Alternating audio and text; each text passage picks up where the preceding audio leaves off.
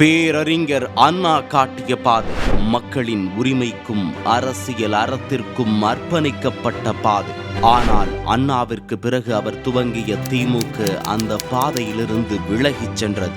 அண்ணாவை பற்றி உதட்டளவில் மட்டுமே பேசி அவரின் அரசியல் தத்துவத்தையும் சித்தாந்தத்தையும் கொள்கையையும் குப்பையிலிட்டு சுய லாபத்திற்காகவும் சொந்த குடும்பத்தை அதிகாரத்தில் வைத்து அதை காப்பாற்றிடச் செய்யும் செயல்கள் அனைத்துமே அண்ணா கண்ட திராவிடத்திற்கு எதிரான பாதை என்பதுதான் உண்மை.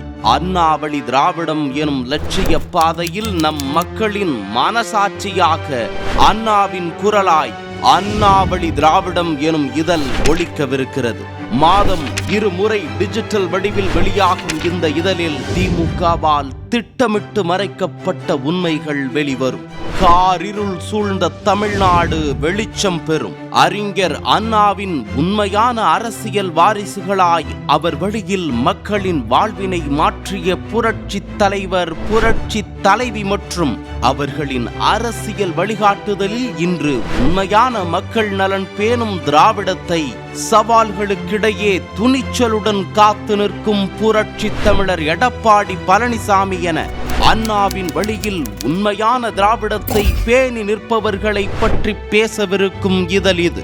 அண்ணா வழி திராவிடம் இது வெறும் பத்திரிகை அல்ல. அறிஞர் அண்ணாவின் திராவிடத்தை உலகிற்கு ஓங்கி உரைக்கும் டிஜிட்டல் புரட்சி. செப்டம்பர் 17 முதல்